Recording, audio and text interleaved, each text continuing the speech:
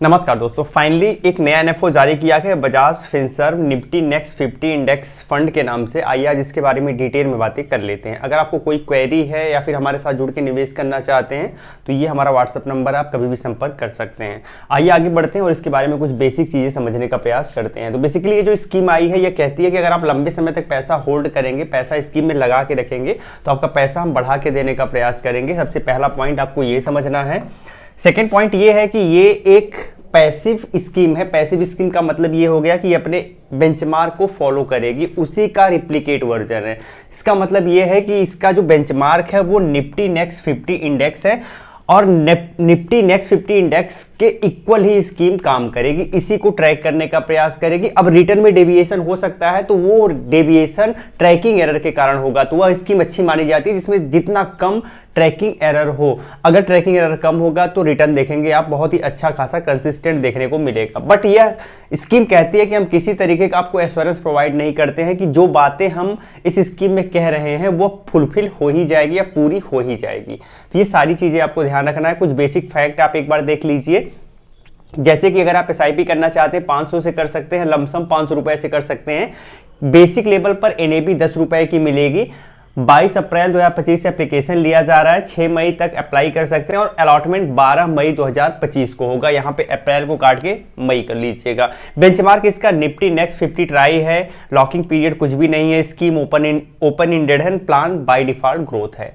आगे बढ़ते हैं। कोई एग्जिट लोड नहीं है, कभी भी आप पैसा रिडीम कर सकते हो, कोई प्रॉब्लम नहीं है। स्टाम्प ड्यूटी 0.005%, रिस्क बहुत ज़्यादा हाई रिस्क की कैटेगरी में आता है। बट चूंकि लार्ज कैप कंपनीज पर फोकस करेगा तो अपेक्षाकृत अगर आप 3 साल तक का एक पीरियड लेके चलेंगे तो यहाँ पर रिस्क आपका थोड़ा सा कम हो जाएगा। कैटेगरी की बात करते हैं, इंडेक्स फंड है, फंड मैनेजर मिस्टर इलेश सावला है। इसके अलावा प्लान डायरेक्ट एंड रेगुलर दोनों मिल जाएगा। मिनिमम इक्विटी में 95% एक्सपोजर फंड मैनेजर को रखना जरूरी है, 100% तक रखा जा सकता है, ये इनके विवेक के ऊपर डिपेंड करता है।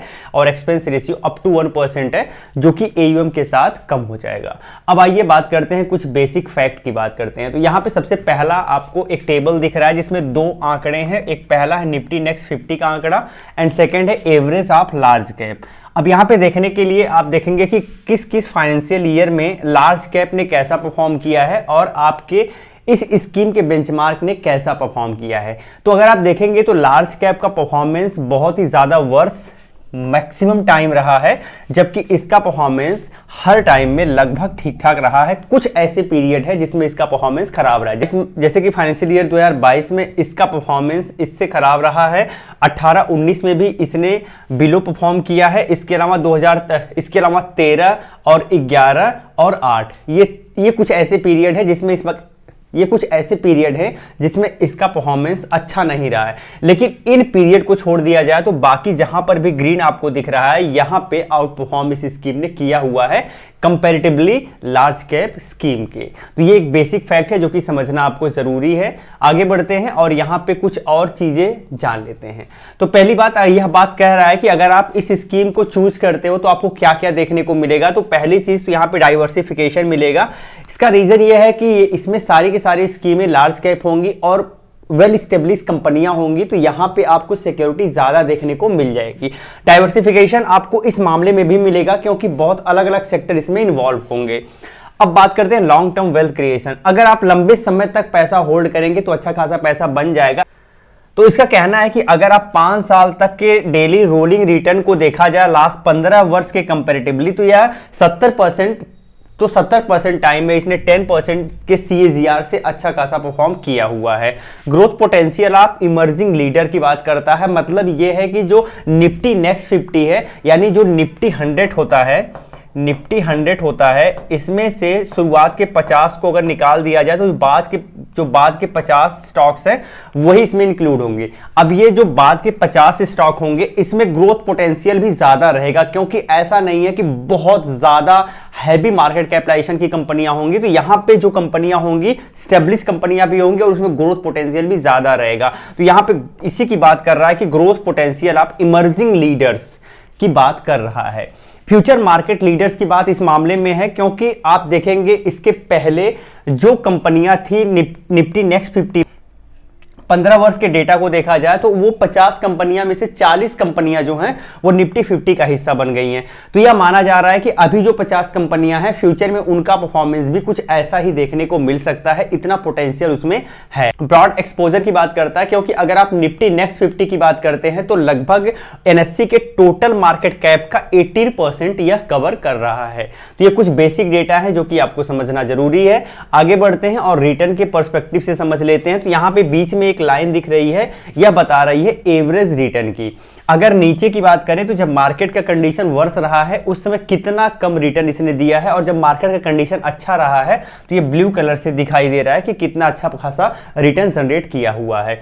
अब अगर आप 2 वर्ष के कंडीशन में देखेंगे 48.15% का हाई रिटर्न दिया हुआ है, जबकि -18.91 का नेगेटिव रिटर्न दिया हुआ है। अगर एवरेज की बात करें तो 14.01 का एवरेज है। ऐसे ही आप आगे बढ़ते जाएंगे और 10 वर्ष के पीरियड में देखेंगे तो 5.79 इसका कम रिटर्न है और मैक्सिमम 17.63 का रिटर्न है। और एक एवरेज रिटर्न की बात करें तो 13.44 का इसने एवरेज रिटर्न दिया हुआ है।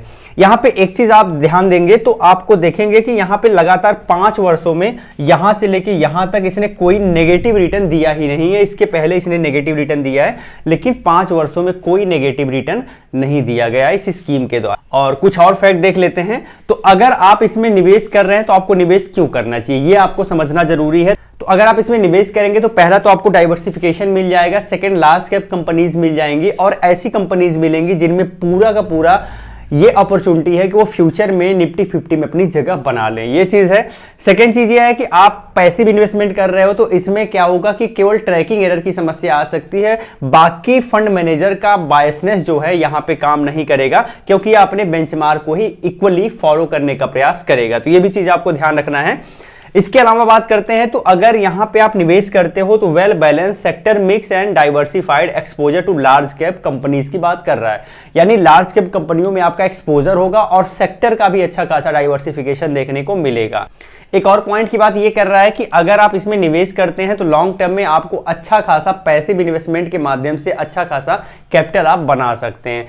तो ये इसके बारे में कुछ इंपॉर्टेंट फैक्ट था जो बताता है कि आपको निवेश क्यों करना चाहिए। यहाँ पे कुछ प्री डिफाइंड रिस्क हैं जो आप एक बार पढ़ लीजिएगा। आगे बढ़ते हैं और इसके रिस्कोमीटर को देख लेते हैं। अगर इसके रिस्कोमीटर को देखें तो यहाँ बेंचमार्क का रिस्कोमीटर वेरी हाई कैटेगरी में है। अगर ये वेरी हाई कैटेगरी में है तो स्कीम का भी रिस्कोमीटर वेरी हाई रिस्क की कैटेगरी में रहेगा। तो आप कभी भी निवेश करने के पहले रिस्कोमीटर देख लीजिएगा, अपने रिस्क को एनालाइज कर लीजिएगा कि आपकी कैपेसिटी कितना रिस्क लेने की है। अगर है तो आप निवेश कर सकते हैं।